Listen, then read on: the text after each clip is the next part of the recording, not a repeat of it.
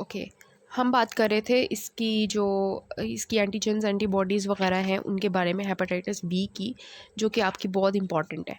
तो हम इनके बारे में सबसे पहले मैं आपको बताऊंगी। इसी टेबल को देखते हुए हम थोड़ी सी बातें डिस्कस कर लेते हैं कि हेपेटाइटिस बी की सरफेस एंटीजन्स कौन कौन सी हैं, हेपेटाइटिस बी की एंटीजन्स कौन कौन सी हैं, hepatitis B surface antigen, hepatitis B envelope antigen, hepatitis B core antigen and hepatitis B DNA.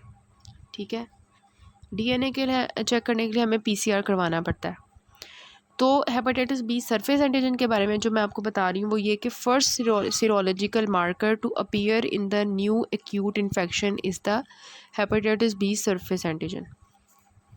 ठीक हो गया, ये हो गई हमारी एंटीजन्स। फिर एंटीबॉडीज़ कौन कौन सी है? We have the anti HBs. ठीक है, एंटी एचपीएस मतलब सरफेस एंटीबॉडी, सरफेस एंटीजन के अगेंस्ट एंटीबॉडी, और कोर एंटीबॉडी के अगेंस्ट एंटीबॉडी। अब कोर एंटीबॉडी एंटी एचपीसी, जो कोर एंटीबॉडी के अगेंस्ट एंटीबॉडी है वो कौन कौन सी है? आईजीजी और आईजीएम। ठीक हो गया, ये दोनों एंटीबॉडीज़ हो गई। अब इसमें अगर हम बात करें आईजीएम की, तो it indicates the active infection, और IgG it indicates the recovery, और it indicates the vaccination. Means अब हम एक और बात करने लगे हैं कि मैंने बताया कि एंटी एचबीसी जो आईजीजी है ये हमें दो का बातें बताती हैं कि या तो रिकवरी हो चुकी है या क्रोनिक इन्फेक्शन है। हमें कैसे पता चलेगा? अगर हमें किसी बंदे के अंदर जो है वो IgG antibody, anti HPC IgG antibody मिल रही है, तो हम कैसे पता लगाएंगे कि वो रिकवरी में चला गया है या क्रोनिक है?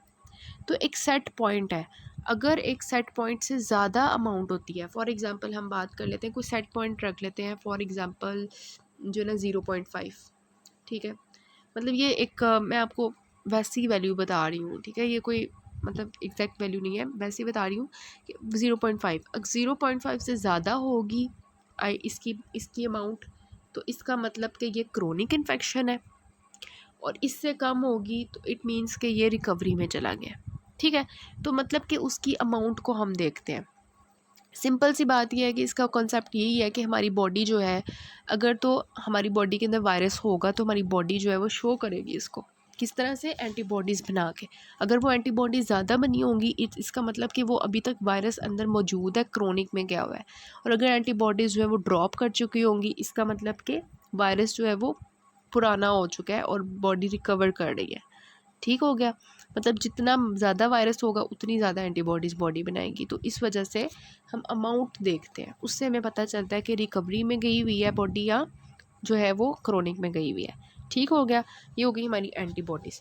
फिर हम बात करते हैं कि सरफेस एंटीजन के बारे में।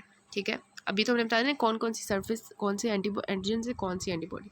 सरफेस एंटीजन की अगर हम बात करें, ठीक है, तो इसके बारे में जो मैं आपको पॉइंट्स बताऊंगी आपने लिख लेने हैं अपनी बुक पे साइड पे करके, कि सबसे पहले तो ये है कि it appears from 2 to 8 weeks.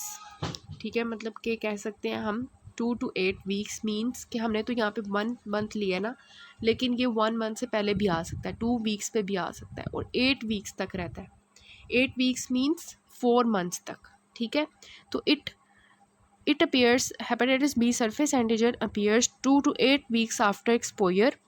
It is the first marker of infection.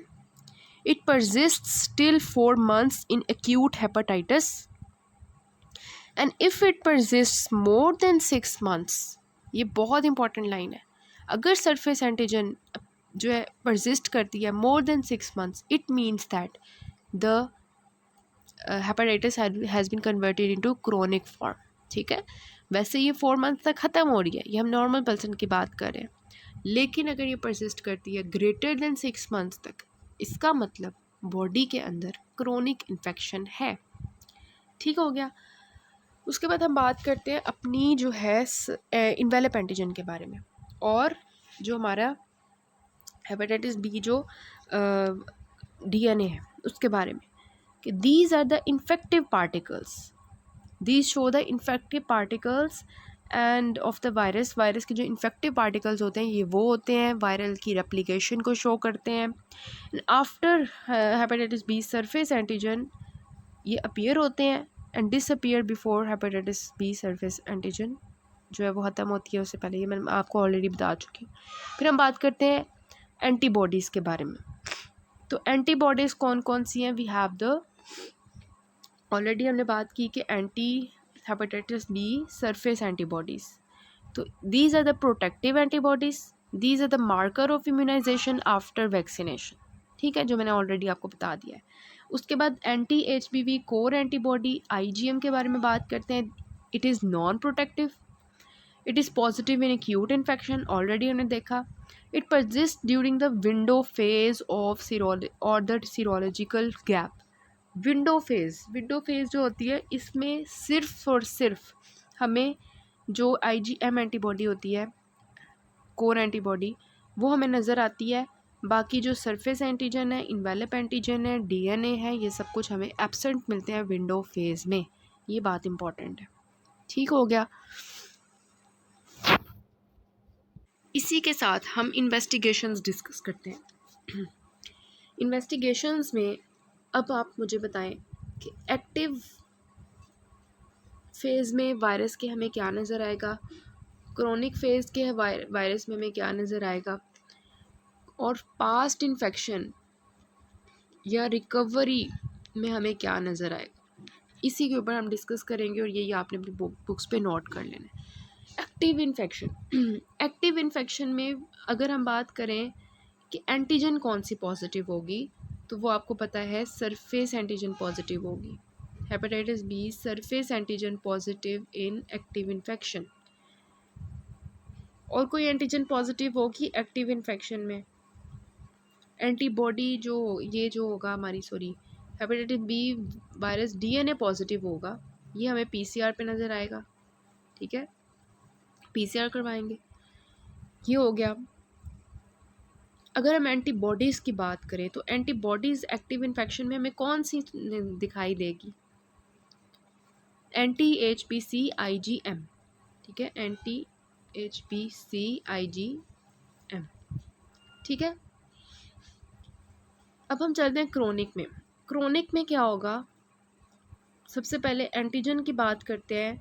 तो एंटीजन यहाँ पे क्रोनिक में मैंने आपको बताया, हेपेटाइटिस बी सरफेस एंटीजन अगर क्रोनिक फेज़ हो तो उसमें 6 मंथ से ज़्यादा परसिस्ट करती है। इट मीन्स यहाँ पे भी हमारी hepatitis B surface antigen positive होगी क्रोनिक फेज़ में। क्रोनिक फेज़ में एंटी HBC अगर एंटीबॉडी की बात करें, अगर DNA की बात करें तो DNA भी हमें PCR में यहाँ पे पॉजिटिव मिलेगा, ठीक है।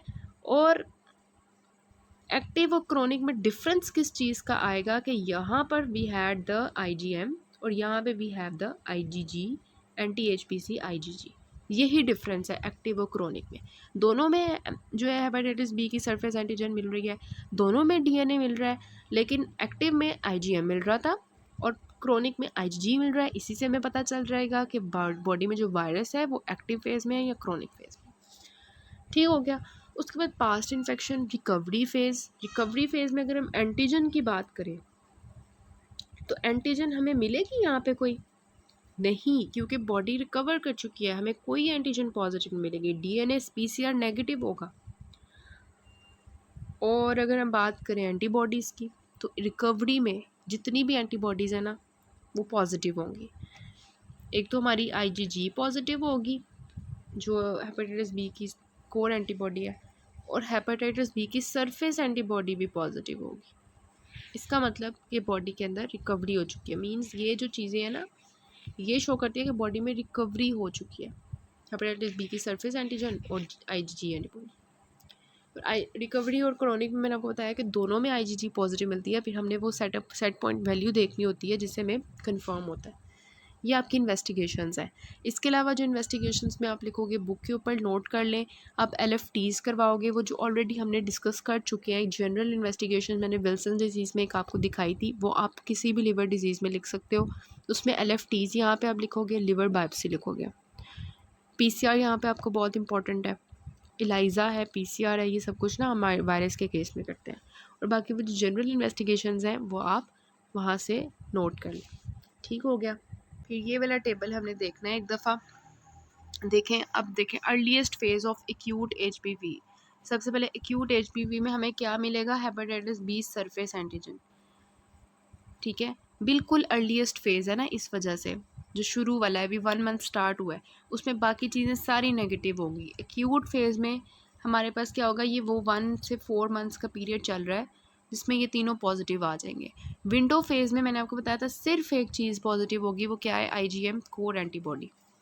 फिर हम बात करें अगर रिकवरी की, तो रिकवरी में हमारे पास सिर्फ एंटीबॉडीज़ पॉजिटिव होंगी, anti-HBs भी पॉजिटिव होगी और anti-HBc IgG पॉजिटिव होगी। इम्यूनाइजेशन में मैंने आपको बताया कि हमारी जो वैक्सीनेशन होती है वो anti-HBs सरफेस एंटीबॉडी बनाती है।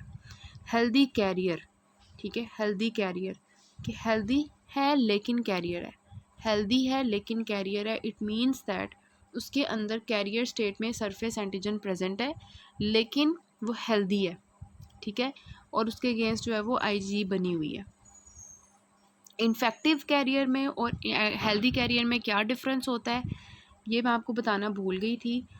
इन्फेक्टिव और हेल्दी कैरियर में जो डिफरेंस होता है वो ये होता है कि इन्फेक्टिविटी मैंने आपको बताया कि रेप्लिकेशन जो होती है, ये हमें बताती है कि जो एनवेलप एंटीजन और DNA ये दोनों पॉजिटिव होते हैं। इसका मतलब कि जो है ना इन्फेक्टिव कैरियर है, ये डिफरेंस होता है हेल्दी और कैरियर में और इन्फेक्टिव कैरियर में।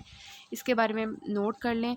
क्रोनिक HBV के बारे में कि परसिस्टेंस ऑफ सरफेस एंटीजन होगी, ग्रेटर देन 6 मंथ्स गुजर चुके होंगे, IgM IgG में चेंज हो चुकी होगी। हेल्दी क्रोनिक कैरियर और इन्फेक्टिव क्रोनिक कैरियर में क्या डिफरेंस होता है, हेल्दी क्रोनिक कैरियर में हमारे पास सरफेस एंटीजन और anti-HBc IgG पॉजिटिव होती है। इन्फेक्टिव में भी सरफेस एंटीजन और anti-HBc IgG पॉजिटिव होती है।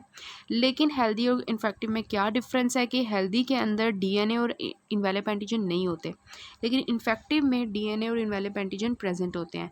इस वजह से जो हेल्दी क्रोनिक कैरियर्स होते हैं वो जो हैं दूसरे के अंदर, क्योंकि वायरल रेप्लिकेट नहीं कर रहा, इन्फेक्टिविटी नहीं होती, तो दूसरे में ये वायरस ट्रांसमिट नहीं होता। फिर इनकी अगर इन्फेक्टिव नीडल किसी दूसरे को लग जाती है तो वो एज सच कंटेजियस नहीं होता, लेकिन इन्फेक्टिव क्रोनिक कैरियर जो होगा वो दूसरे को ट्रांसमिट कर सकता है।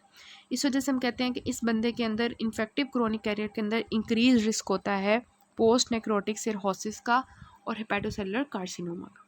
ठीक हो गया। आई होप आपको इस सब चीज़ों की बहुत ज़्यादा क्लियर हो गया होगा सब कुछ, कि आपको कोई भी पूछे लैब्स रिजल्ट के ऊपर तो आपको पता होना चाहिए कि इसका क्या मतलब है।